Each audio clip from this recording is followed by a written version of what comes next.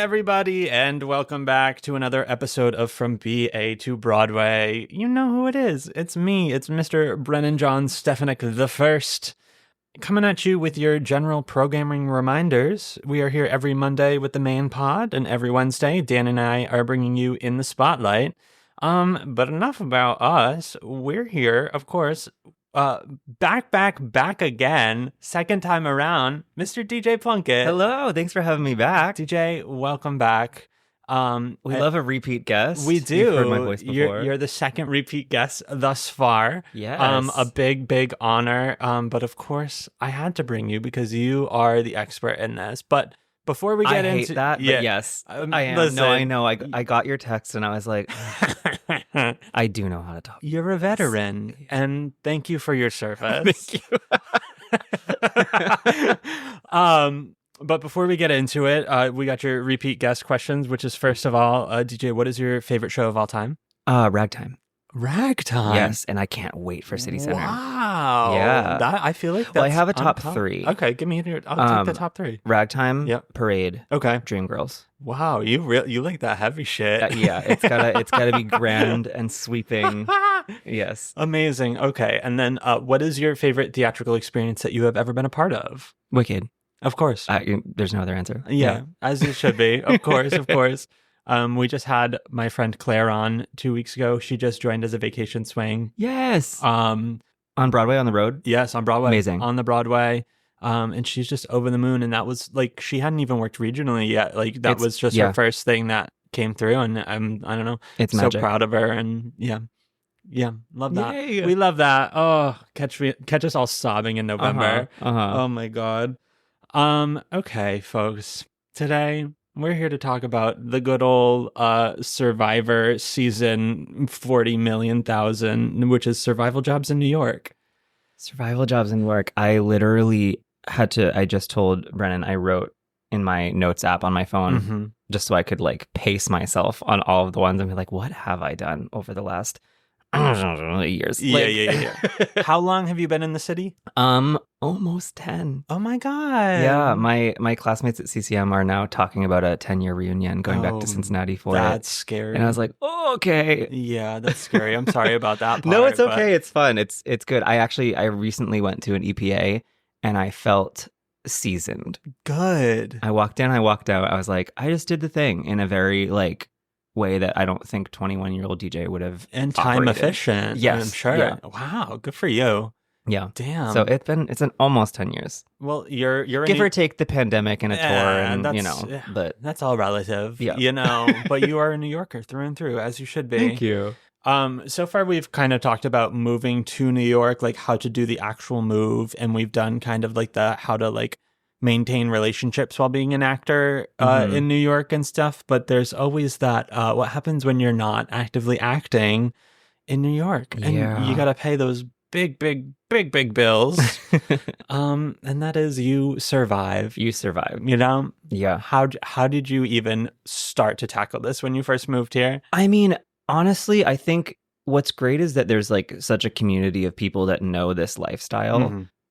So the first thing is just to call upon your tribe to be like, what do you do? And then from there, I mean, this is generally speaking, but like trial and error. Yeah. Find what works for you, what does not work for you, what crushes your soul the least. And what's interesting is it truly is all subjective. I've had conversations with friends that hate what I have been like, oh, I loved this one. Yeah. And I cannot do what they do. For sure. So yeah, I think it's all just like you just gotta truly trial and error, find what works and what doesn't. Yeah. Which sucks, and it sucks. I think that's what like is important to start with. Yeah, I feel like one of my big problems too is just like it's my crux when it comes to these survival jobs is just my sense of loyalty. And see, I don't have that. That's amazing. I don't have that. Nope. Goodbye. Well, you can't. You simply can't. No, you simply can't. When you're the way an actor. that I will walk out. Nope. Goodbye. Yeah. It's, I don't know. I just have this. I mean, I also come from a small town where like everyone knows everyone and yada, yada. So like you can't escape anything like that without like. Well, I think it's also, you can you can respectfully leave without burning a bridge. 100%. I think there's like a middle ground there. Like I've never been like, can I curse on that? I can't. Yes. Like, is this a cursing absolutely. podcast? You can't be like, fuck off and just like leave. Yeah. But you can be like, that one didn't work for me. Like, I won't be returning. Thanks. Mm-hmm. Or like, I have another gig. Sorry. Yeah. I'm booked. Exactly. Like, yeah. It's that's always the tough thing.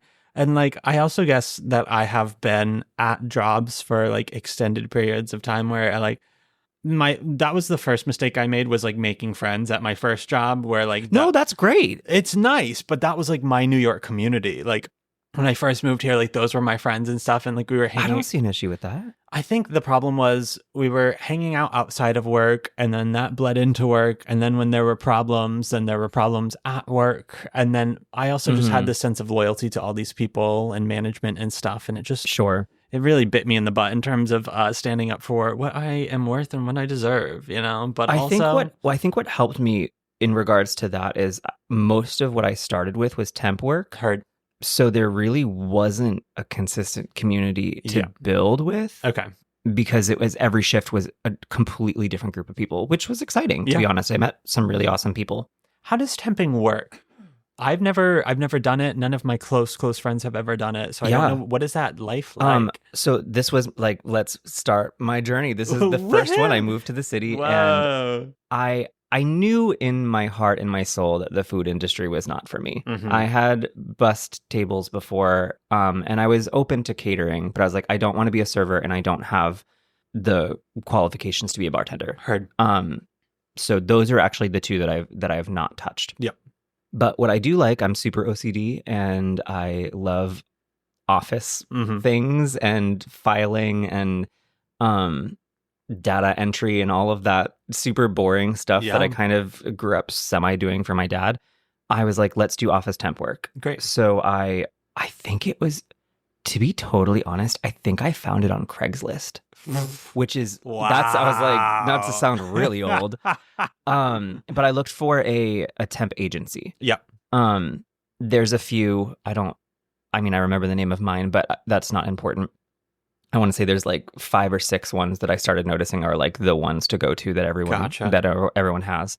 But yeah, I went out to an interview with them, got all dressed up nice, talked about what I wanted to do, what I was qualified to do, and what I didn't want to do, and the time commitments that I was willing to and not willing to give. And then they just started kind of like sending me out for jobs. Great. I found myself on Park Avenue and Lexington and Wall Street, truly, doing reception work. Great. Just like sitting at a desk, answering phones, transferring them out, greeting people. A lot of hedge funds, a lot of hedge fund offices. Love that. It was fascinating. I got all dressed up in a tie or a suit sometimes and just like sat down. You were working on Wall Street. I sure was. What a mogul. Doing nothing. Truly doing nothing. But that's also what I liked about it. Yeah. I was able to sit at a desk and work on sides if I wanted to. Surf the internet as long as I was answering the calls, greeting people and transferring it out, collecting mail. Yep. No one really cared and nobody really bothered me. Great.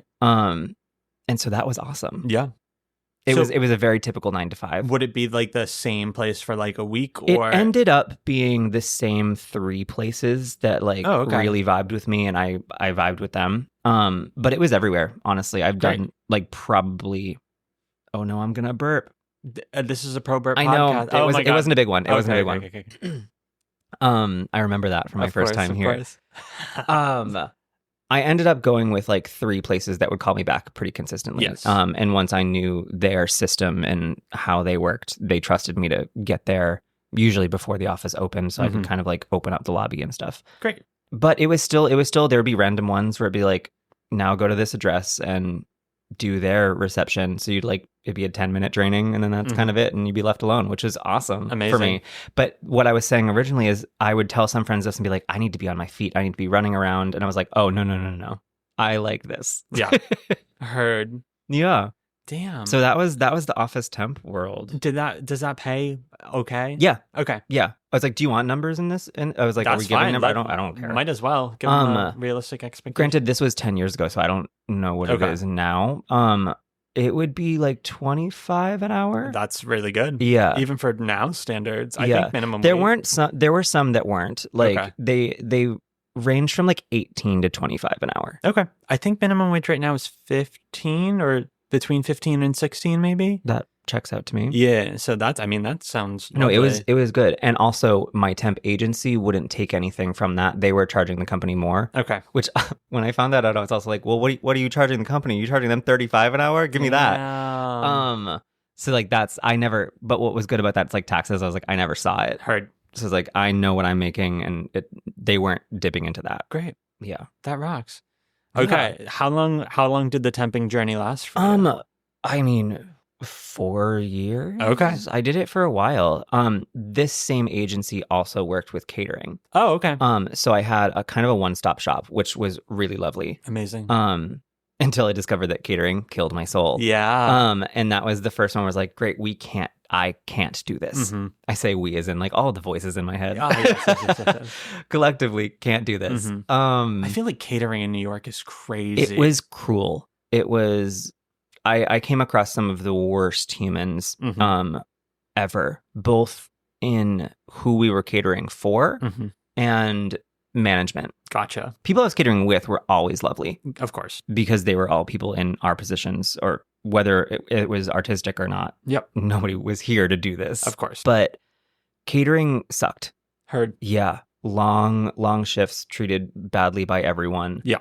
And I had, oh God, I haven't like mentally gone back to this place, but like I had like 2 or 3 experiences that are popping up where I was like, this is actually unacceptable. And I won't be spoken to or treated this way. Yeah.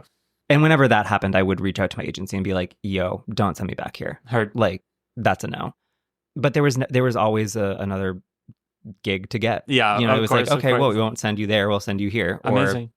Or, go to this insurance office or go to this Wall Street office or this hedge fund. And were you doing mostly catering like in the Manhattan vicinity, or did they have you? I feel like I was never traveling. I have friends that traveled to like the Hamptons and stuff. Yeah. And I think the money is way better when you do that. Heard. Okay. No, I only did Manhattan. That's stuff. something where I'm like, yo, that feels like crazy. Like that feels like it's an all day event, and I don't want to be. I want to be able to escape if I need to. I couldn't. That just doesn't feel like something I would vibe with. But like, they've stuck with it for so long, and like it is draining their souls. But I'm like, yo, come on now, damn. I also remember I was like, this is silly, but the one good thing about catering is that they feed you. Yeah. They feed you and you can kind of eat whatever you want. So that was nice. I remember bringing home a lot. Heard. So there's perks to all of them. There are, for sure. I mean, restaurant work is draining and whatnot, but I at least could always rely on the fact that I'm like, okay, I'll get at least one free meal out of that. I can account for that in my grocery shopping throughout the week and whatnot, which is nice. But it's it's so interesting. Also, though, what led me from like catering to coat check was this same temp agency. Yeah. This is kind of like when I got to New York, this place is how I was making money. Yep. And I discovered I loved coat check a lot because it was basically the catering rate, but plus tips. Oh, okay, great. And my OCD, very compartmentalized brain loved being like, let me take this. Here's your number. And you give me that number back. And I know exactly where to go find it. Lovely. Loved that. Amazing. That sparked joy. Great. And I was like, great, cool. This doesn't crush my soul. Yeah. This is awesome. Let's do more of this. So I did that corporately for a while. Okay. What kind of events do they have you at for that?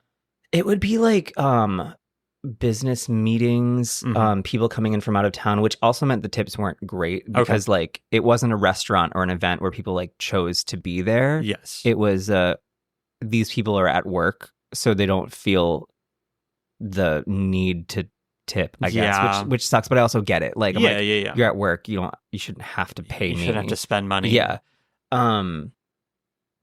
Yeah. Okay. Heard. Yeah, a lot of corporate events. So that feels like that was mostly taking place during the daytime? It was all over the place. Okay. Truly. Sometimes it would be in the day. Sometimes it would be, because some of them, it would like mix with the catering shift. So it would be like this is a catering shift. Do you want to cater or co-check? And I would be like, co-check, please. Heard. Okay. Like first hand to shoot in the air. Amazing. That. Yeah. Amazing. Okay.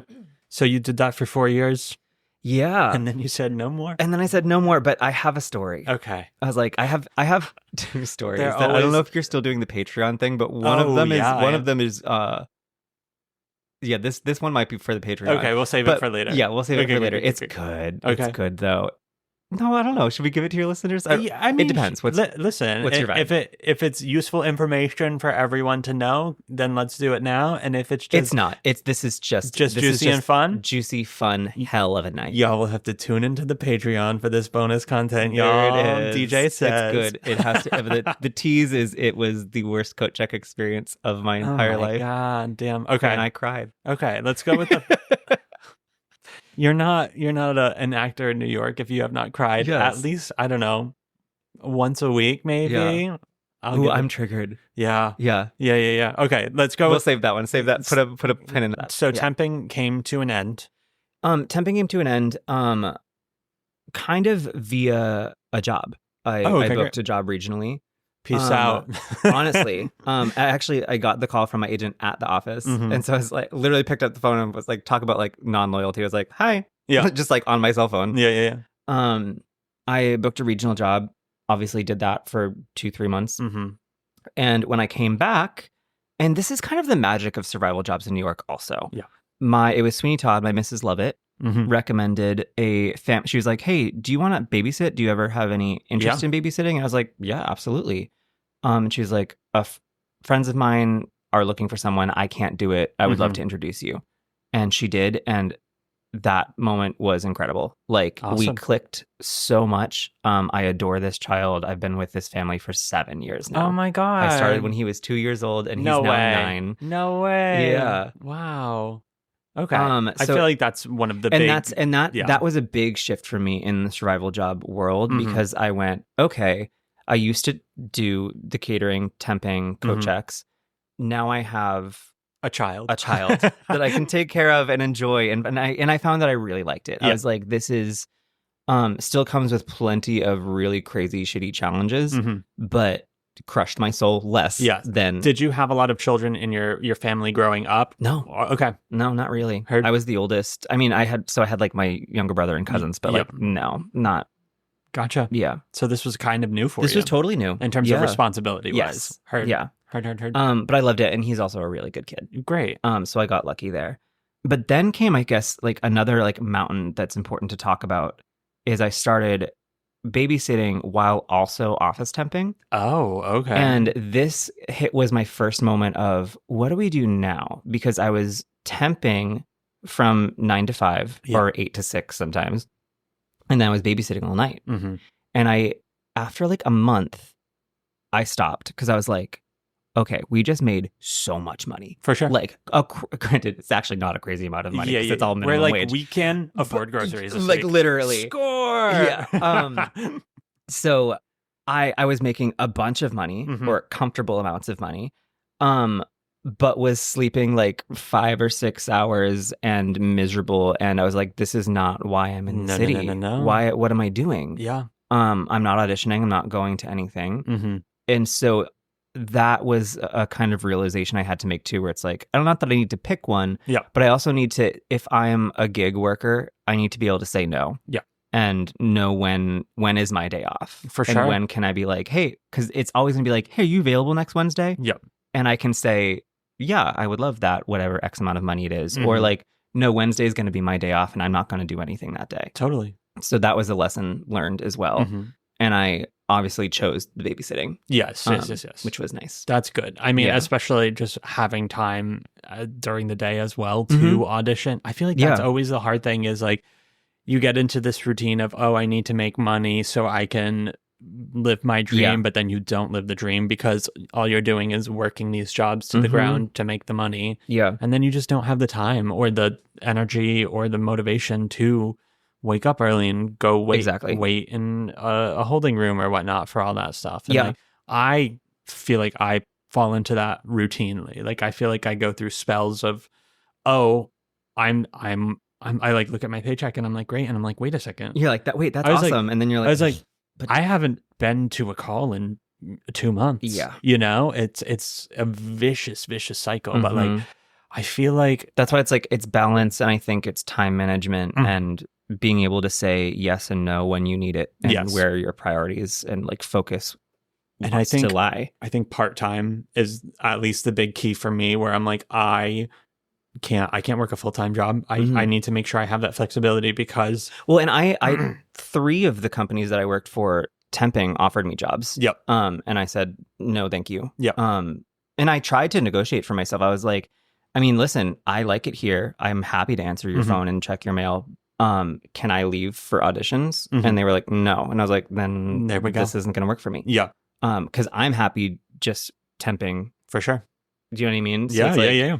Yeah. If it pays the bills and it gets the job done. And like, honestly, the less of yourself that you have to put into it, the better. Yeah. Which like sounds so, I don't know. It sounds kind of degrading and like miserable, but but that's also why I was drawn to babysitting, because there's more of a human aspect to it. Yes. I was helping raise this child that I could teach and also have fun with. Yeah. And that obviously was not something that was being stimulated in the corporate or catering or code checking world.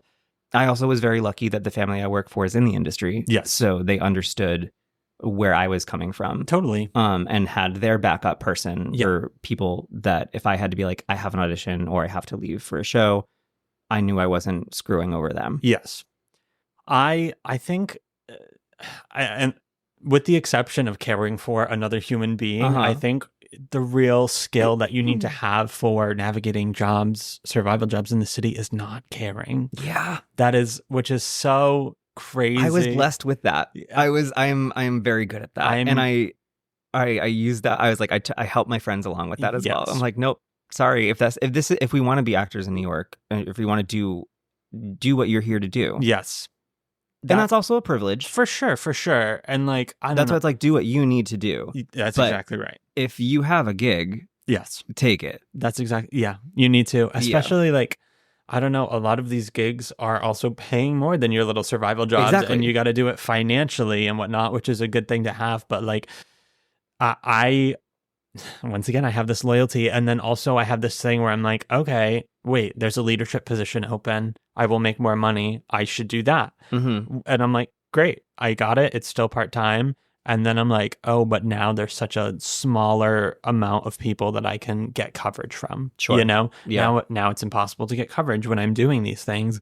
And then I just dig myself right back into that hole where I'm like, I can't call out because there's no one else there, you know? And now I have this sense of loyalty to my underlings and whatnot. And I think it's like, that's also just like the double-edged sort of capitalism, isn't it? Where it's God. like, but here's the thing, I won't like give a company any more that they wouldn't give to me. Exactly. So I'm like, no, that's not my problem. I don't own this company. Yes. And folks, bare minimum. That's all you need to do. That's all you need to look around at the people that are getting paid the same amount as you, find who's doing the least. That's all you have to do. Boom. Because they're still employed. They're not getting fired. Why should you be doing any more than that? Yeah. Keep your sanity. That's a thing too, where I'm like, this is kind of bad. I hope no one that employs me is listening to this. But like whenever I'm like working retail jobs or like in a leadership position, I'm like, I don't care about the guests as much as I care about my employees. They're going to be here for such a small period of their life, yet y'all have to come back. No, I actually think that's a great thing to say. I mean, like I think as a higher up, it's nice and refreshing for people to hear. But in terms of that's like I would feel very protected under you to be like, no, like the customer's always right. Sure, to them, but like bullshit. I would like to be protected. Like folks out there who are in your little small towns, working your retail jobs and your grocery store jobs, the customer is not always right. They are rarely correct. I will venture to say, take that with you, store it in your brain. All of those feelings that you have of being invalid, they are true. You are right. Knock it off. Oh, it's rough. It's rough. Like, God bless the generations above us who could just blindly listen and follow to that. But like, what? No. In this city especially, I'm like, in this economy? Y'all, come on. Yeah, no, it's a minefield. It really is a minefield of navigating. It's like it's all going to come back to like balance and like saying yes and no when you can. Exactly. Both mentally, financially, physically, all of the things. And you have to I feel like you have to, once again, it's a learning trial and error experience, but once you have those lessons learned, you have to set the precedence before you enter each new job where you're like, okay, I am not going to get stressed about these things because these people... I noticed that catering once where there was a girl that I was catering with and she was making the same amount of money as I was. We were both like just on the floor with trays and handing things out. She wasn't a captain. Yep. And she was running around like a crazy person, like stressed, was working herself up. And I remember it because I was like, girl, why? Like, let somebody else be stressed about this. Yeah. Like, this is not your client. For sure. Like, I'm going to stand here with these wine glasses and do my job well. Yeah. But I'm not going to care about it. No. And like, you're never going to meet these people again. Yeah. You're never going to meet these people again. You shouldn't. That was a huge thing with restaurants with me where I was getting stressed, not because of myself as the thing. It's like, oh, they overbooked tonight and they keep on letting walk-ins come in. So everyone's upset. Everything's taking a long time. And then I'm going to my table and they're like, where's my stuff? This is unacceptable. And I'm like, okay, wait a second. This isn't my fault. This isn't my fault. And I'm like, you're right. It is unacceptable. And I'm so sorry this is happening to you. Yeah. They overbooked. My management overbooked and everything's taking a long time. So I'm going to get them out here. I'm going to take things off your bill because this is not my fault, but nor is it your fault. So here's the thing, which... That just reminded me of another story. It just doesn't... The managers don't like that, believe it or not. They don't like it when it's their fault and then you let people know that it's their fault. They don't really get too happy about that, but... Yeah, I can't take the brunt of it. I can't. And I often did. Take the brunt of it, but that was what killed me. And the thing is the tips in restaurants in New York are good. It is if you have and that's what's like, like I said, serving and bartending is the only thing I haven't done. Yeah. If you have the backbone, like I don't have that in me. For sure. If you have the backbone and the mental fortitude to do it, then you will make a living. You will, for sure. I have worked 2 restaurant jobs in the city. I had worked very few prior to coming to the city. And it is just, it's draining in a way that I can't do, you know? I also I'm not getting paid to learn the menu there. Like they're not giving me time to study there. So I'm not going to learn it when I'm outside of work because I'm not getting paid to do that. Yeah. And then I go there and I'm not very well versed in things. I'm very honest and friendly and I have a good personality, but like they can be like, how is this? I'm like, I have no clue what's in that, but I'll find out. I'll go look. I'll find out for you. But like, I don't know. I don't know. You know, it's just, it's too much. It's too much for me to compartmentalize and harbor in my soul, which is so dumb because it's just people eating food. It's just people eating food. It shouldn't be this stressful, but for some reason it always is. Yeah. Can't do it anymore, you know? It's always just people eating food or people on the other end of the phone or we're all just singing and dancing. Like it's all okay. Yeah. It's fine. It's so fine. You know, you just got to learn what works best for you. Yeah. And you're only going to learn by throwing yourself into the fire. That as like I've also had plenty of mental breakdowns and panic attacks on jobs. Oh my God, yeah. That actually leads me into another survival job. Bring it on. I have been a personal assistant in the wardrobe world.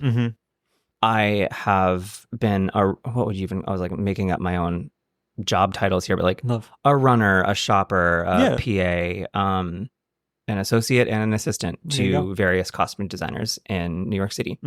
That was kind of like, again, like moving, if it happens in chapters, this is kind of like the next chapter of my survival job journey. Great.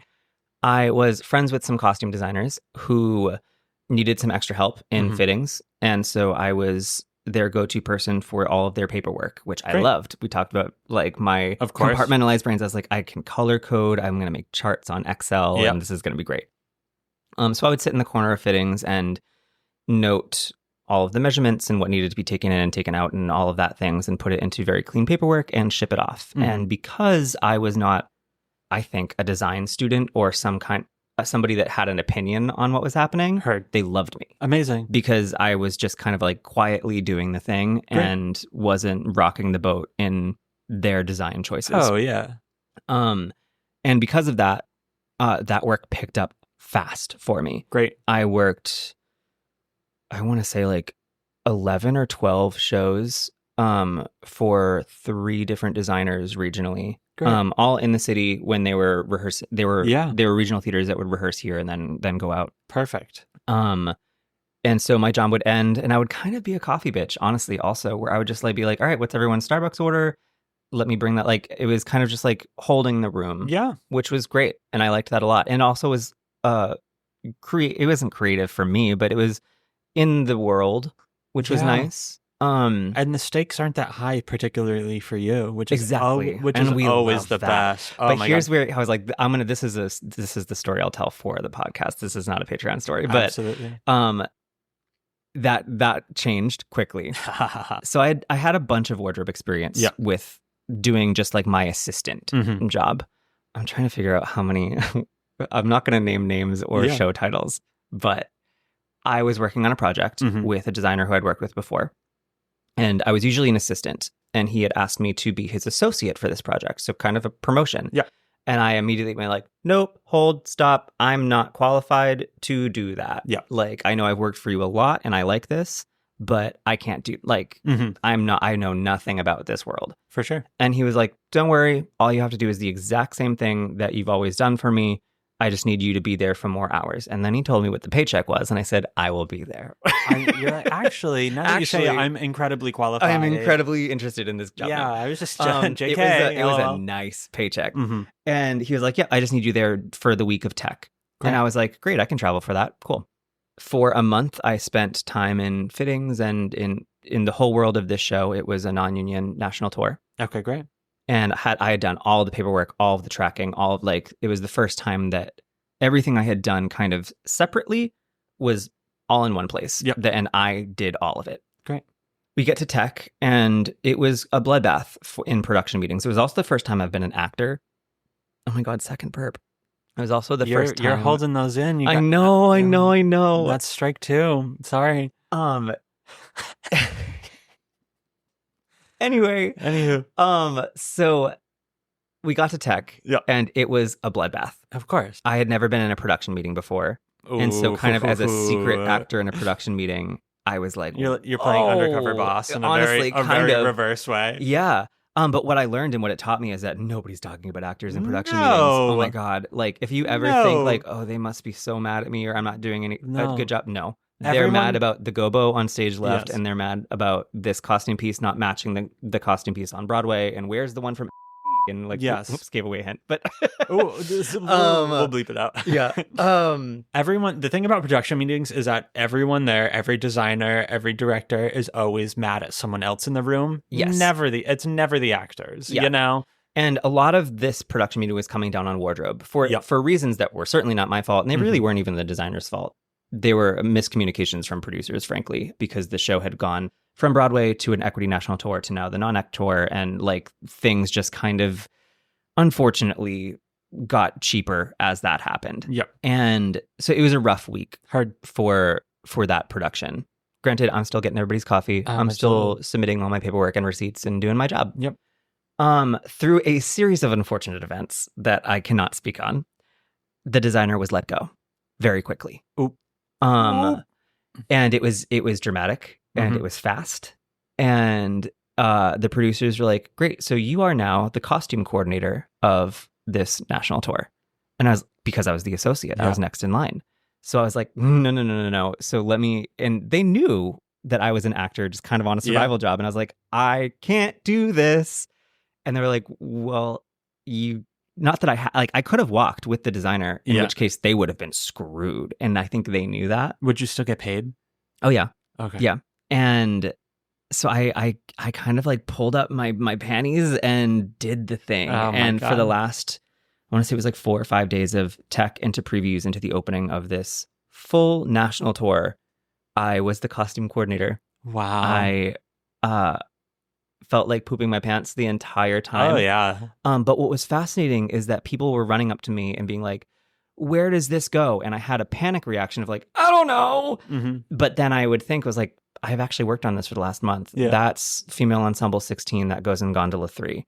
Like, I knew the answer. Yeah. And that was a really cool moment for me. So I was like, not qualified, but kind of was. It's always amazing when the imposter syndrome like immediately dissolves and you're like, wait, no, I actually, I can. And I am. There were also elements of this show that required special effects and things that they were like, what material flies best? And I was like, I don't know. Let me go to the basement, pull out 3 options, and we'll see. Yeah, like, we'll drop them from the rafters. Quite literally. But yeah, it was a crazy week, very educational. I said I would never do it again. Spoiler alert, I did. Of course. Of course. But it was that experience was a lot. Heard. But I'm really grateful for it. Oh yeah, like it was crazy and wild, and is now a part of my story that taught me so much about technical theater and being on the other side of things. And I think everyone needs to do or learn, or like I always say, take classes. If you're going to school in a theater program that has technical classes, take a class. Just get some other understanding of what happens in the space, because you are a better collaborator in general because of that. And I was like, and this is important for this podcast too, like I was noticing on the other side of things, the actors that were easy for me and the actors that were difficult for me. For sure. And that had nothing to do with their personality or anything. No. It was more logistical, or how they behaved in certain measurements or fittings or things. And I was like, oh, what a lovely person. And now I can just like go and order this and I know exactly what I'm doing. Yeah. Versus honestly, like if you have all of the information on your sizes, and like doesn't matter what they are, just whatever it is, know what it is. So you can be like, here's all my stuff. And I can be like, great, thank you. Literally. Everyone keep a record of your size. If a theater takes your measurements, ask for a picture of that, ask for that information, just so you have it with you. Literally DM me and we'll come measure you. We'll do it. It's just so good to have on hand, you know? Yeah. That, and listen to your dressers and be nice to your dressers. Oh my God. And quick changes don't work. That's all you equity members out there. You better be tipping your dressers. Yes. Oh my God. Yes. Even if you're not, I always, if you're getting paid appropriately, I recommend tipping your dressers, because you know how sweaty you are. At the end of the day, you know how sweaty you are. You know what they're touching and how much of it they're touching. Yeah. And pro tip for that, especially if you're entering a show that already exists, just ask the person you're replacing, hey, what did you do for dressers? And you'll usually get your answer. Exactly. If you're in Newsies, tip your dressers. That's all I can say. I cannot tell you how many sweaty crotches I'm sewing up a day. Jeez. Anywho, I mean, I'm always pro survival job that is also in the industry in some way, shape, or form, you know? Like, even I fought that for a long time, and then with wardrobe I kind of just accepted it. But you have to, it's one of those things where you have to be, I'm going to amend my statement. I am pro survival job in the industry if you are very confident in yourself and who you are, and you are able to say, I'm an actor. Yeah. You know, so confidently, and not be like, oh, I'm trying to be an actor, or like, yada, yada, yada. Do you know what sucks? What? And I can say this literally with so much vigor. Yeah. And I hate it. So that one, the story I just told, was pre-Wicked. For sure. Did Wicked. And then I was like, I'll never do this again. Yeah. That paycheck. It was offered to me again. They were like, hey, do you want to be an associate on this non-act national tour? And I was like, I said never again. Yeah. And then the money got to me, and I was like, well, I'm available for those weeks in tech. Sure, let me make some costume paperwork again. There you go. And it was the same company. Okay. And I was, I don't know if I should say this on a podcast. I would say just treated differently. Heard. Post-Wicked. Of course. Being behind the scenes. Yeah. Than I was pre-Wicked. Heard. Because I think people took me more seriously as an actor. And gotcha. I hate that. Yeah, no, it's terrible. It is terrible. Where it's like, oh, that's DJ and he's here helping us with this gig. Truly. Versus whatever random wardrobe associate that is. We don't care. It's unfortunately just so built into this ladder that we have in this industry, and it sucks. It sucks. You know, that's why you just treat everyone the same. You really gotta. And like, I don't know, especially in the city, like I feel like if you are going for some kind of survival job in the industry, it is going to be ushering, or it is going to be merchandise, or it is going to be bartending, you know? It's rare to find, if you have technical skills, you can do some overhire work for sure. But I don't think you will be running wardrobe part-time at a Broadway show. Right. You know, those are all people who are... And trust me from experience, nor do you want to be. No. It's a lot to jump into, and you don't want to do that. But like, it's one of those things where it's nice because you are meeting the people, you are meeting the actors, you are meeting the directors and stuff, because everyone's coming to you for various reasons. Yeah. And it'll happen in passing, and they get to know your face. But they often won't look at you like you are an artist. Actually, here's another story. Yeah. I worked for Michael McDonald, Tony Award-winning costume designer, while he did Chorus Line at City Center. Heard. Directed and choreographed by, or I think Bob Avian directed that, but by Orc. Yeah. Choreographed it. And you worked on Chorus Line? I did. Oh my God. Yeah. Okay. I saw that at City Center. I was in Atlanta, Georgia. You were there? Wait, you saw it in Atlanta? Yeah. Oh, I'm sorry. I was thinking City Springs. No, not that one. I take it back. This is City Center. Yes, in the city center. The city center of the city. But that's where my story is going. Okay, great. So I was like assistant runner shopper on that one. And fun fact about Chorus Line, the socks in the finale are always purchased in the same place. And Michael Benoff was like, I can't remember where, if it's like, it must be like Target or TJ Maxx or something, or maybe it's Kohl's, I don't know. Bjork knows, go ask her. And I was like, okay, or you want me to just like go out to Bjork Lee and be like, I'm a shopper for the show, like where are the finale socks purchased from? But I did. For sure. And she was like, oh no, they're this tan color at Kohl's. Yeah. And I was like, great, cool. Also Amazing. love this random piece of Broadway information and history that like, if you want the finale socks from Chorus Line, they're from Kohl's. So I went to Kohl's, bought 37 of them and brought them back. And that was my one experience with Bjork Lee before working for her as an actor at City Springs this past year.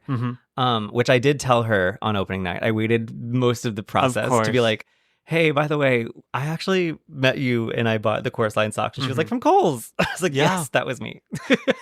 Your sock After boy. I had done an entire production for her. I tell everyone about that story. But that was like a fun full circle moment where it's like this being a shopper and a PA for City Center came full circle with me working as an actor for Bjork years later.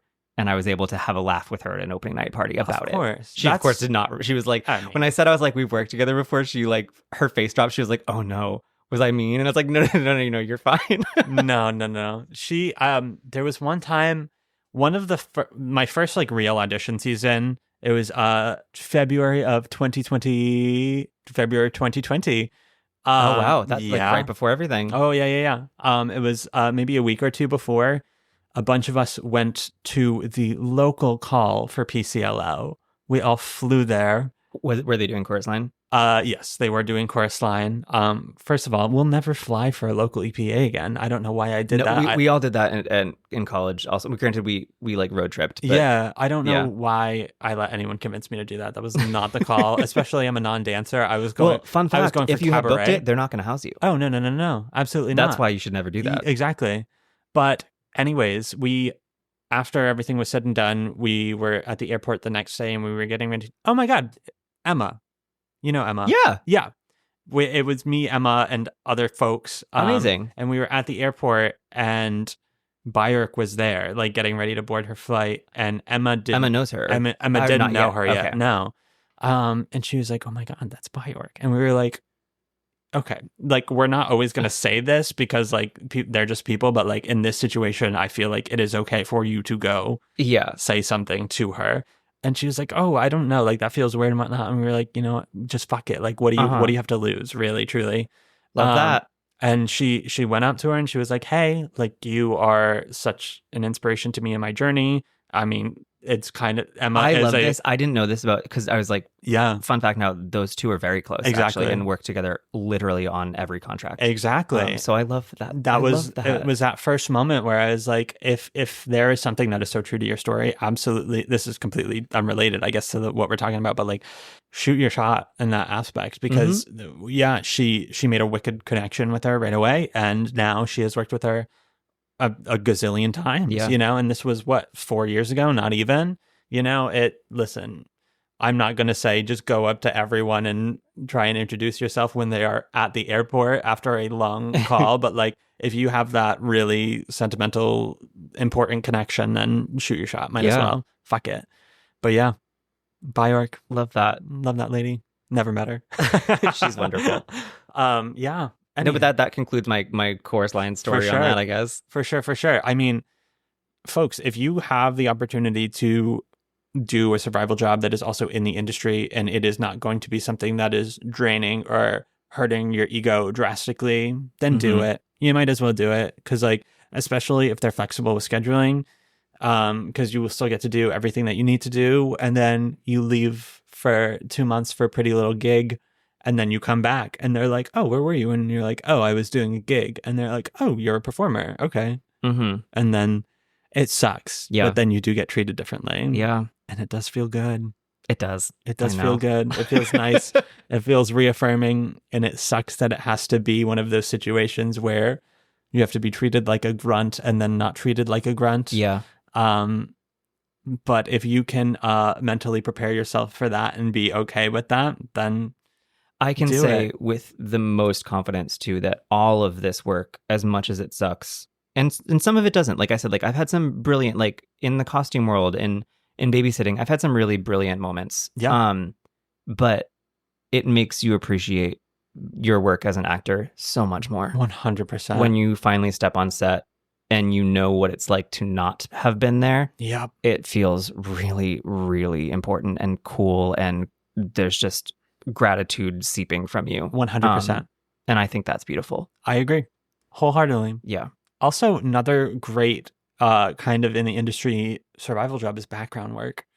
Background acting.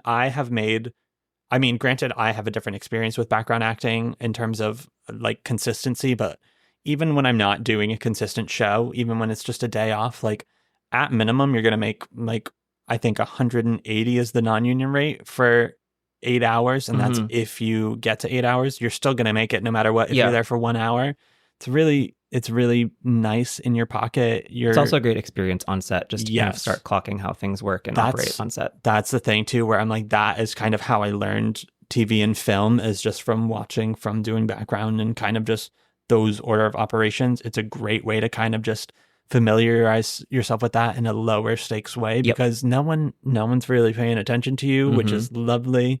You're just someone walking down the sidewalk. However, you're getting to see how all of these titans of the industry are operating and whatnot and doing your stuff. And there's, especially in the non-cold seasons, there's a lot of it in New York. You know, every procedural, every Law and Order, Blue Bloods, etc., is filming here actively all the time, every week. Who's the casting off? It's Grant Wilfie. So there's Grant Wilfie. They do that. That's who I work with Gilded Age. They do a lot of. I see their breakdowns all the time. Yeah, they do a lot of HBO stuff. I will say, in terms of consistency, I think Casting Networks is the go-to, because with them, it's more of a they come to you rather than a you go to them.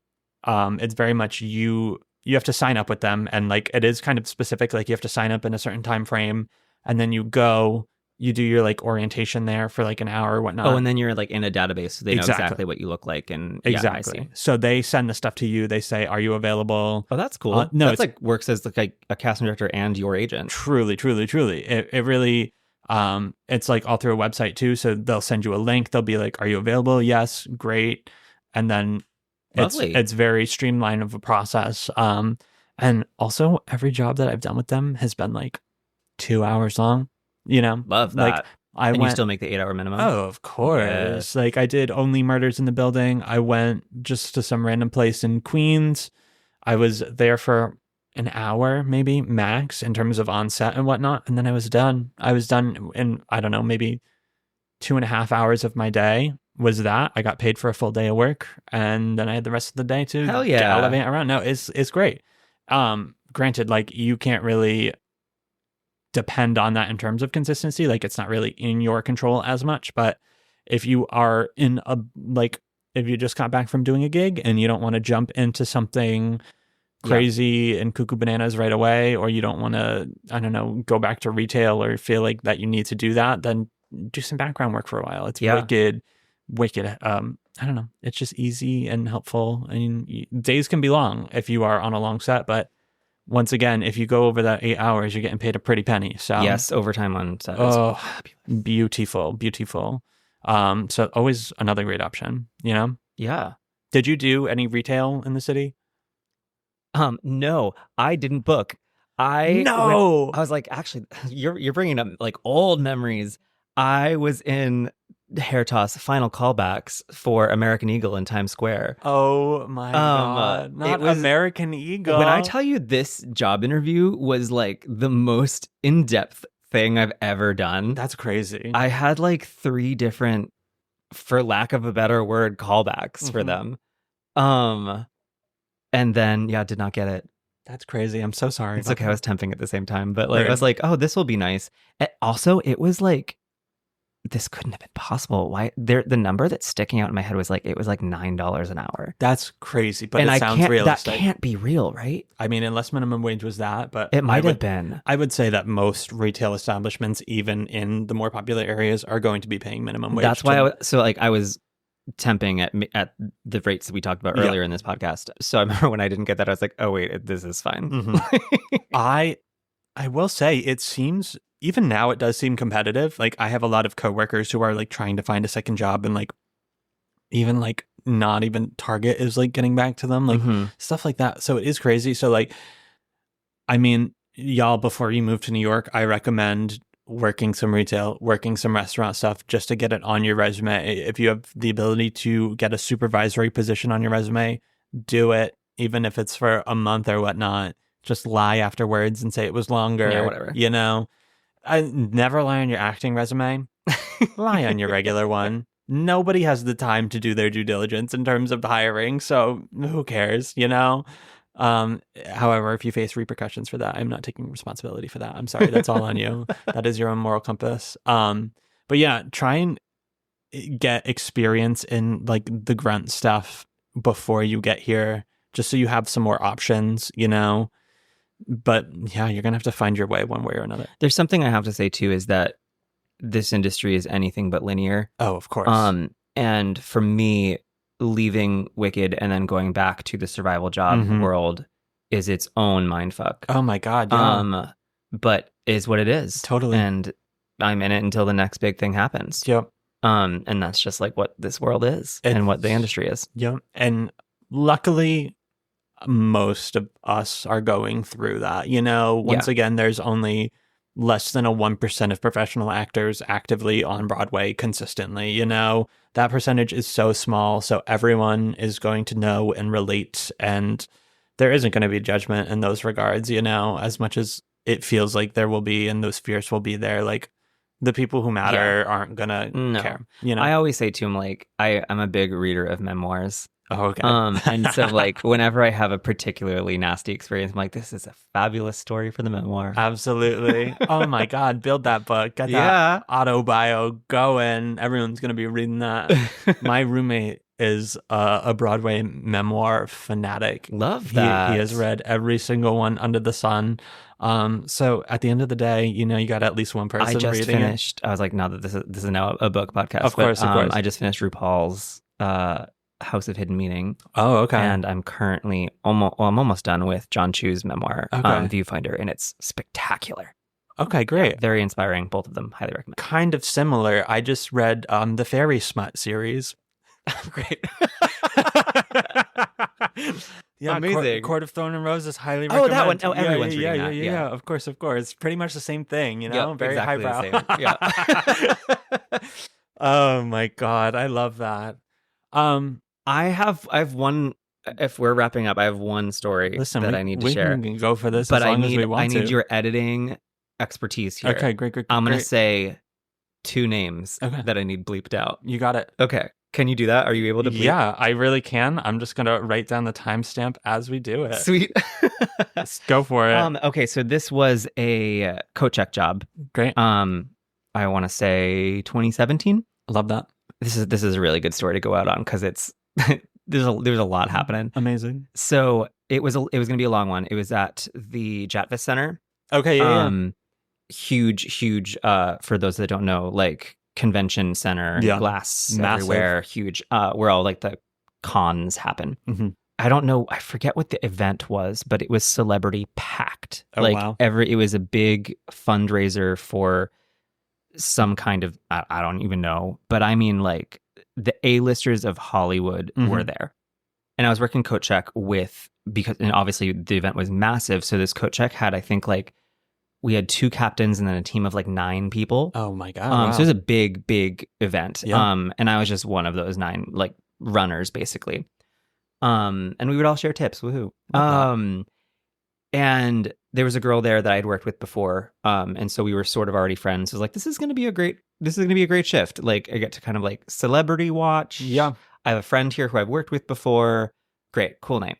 We get it's like kind of like it all set up and my agent calls. And I was like, great, cool, love this. My agent never calls. And that was the night I got dropped by my agency. Oh, my first agency. Oh, it was the end of an office day and they were like, yep, it's no longer a unanimous vote in our office anymore. We will no longer be representing you. Fuck. And that was when I say soul crushing, because I had put a lot of eggs in that mental, emotional, and talent basket. I was crushed and like heart dropped to your butthole. Like I was like, I'm now no longer represented in New York.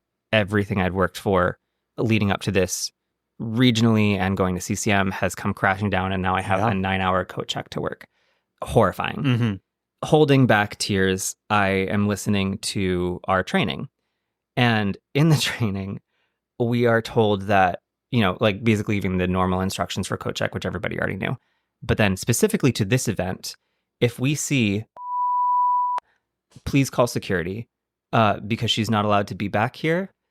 She steals furs. No. And I was like, and so I started laughing because I was like, I'm at an emotional low right now. I was like, so I started laughing because I was like, what do you mean if I see this particular celebrity? That's crazy. Not only if I see her, but if I see her in our back area, I need to call security because she's stealing furs? That's amazing. What? So I started laughing and I'm looking around and nobody else is laughing.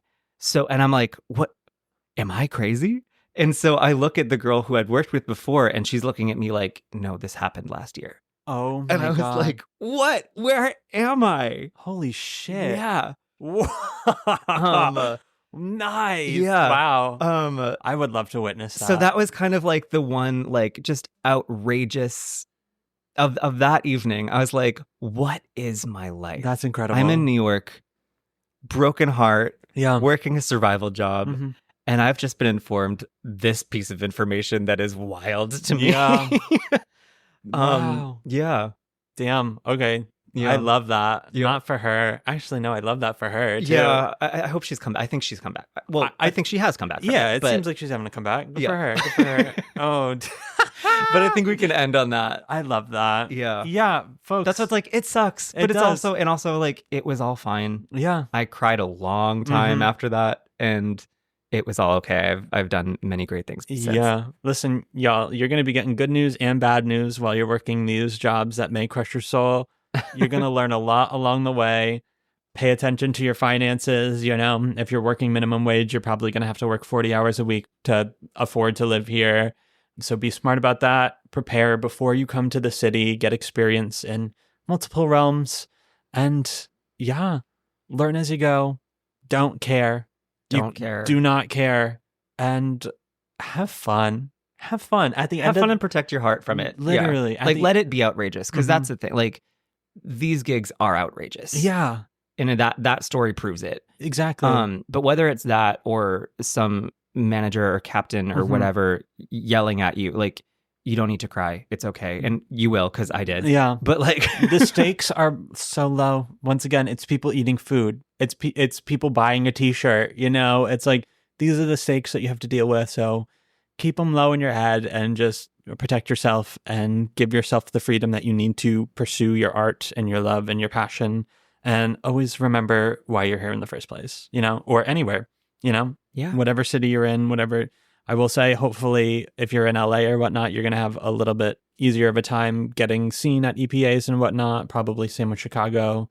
So you got a little bit more leniency there. But yeah, overall, do what you got to do to survive, but also make sure you're pursuing what you came here or there to do. Yes. There we go. Folks, we are rooting for you. We are your biggest supporters, and you can be our biggest supporters by finding us on Patreon. Just a reminder, that is non-gatekept information. It's just silly stories, fun bonus content. I got a good one. I'm telling you, I got a good one. Listen, DJ is giving you this clickbait right now. Y'all got to go check it out on there. Also, our principal tier Patreon subscribers get to pick the shows that Danny and I talk about on In the Spotlight every Wednesday. So if you want to get a shout out and be a part of this pod in a more intimate way, feel free to come check us out on there and let us know what you want to hear. DJ, thank you so much for being here. Thanks for having me back. This is so fun. Truly could not imagine anyone else for this episode. I really wish there were other people for this episode. There are. I just don't know them. Sure. And that's that, you know?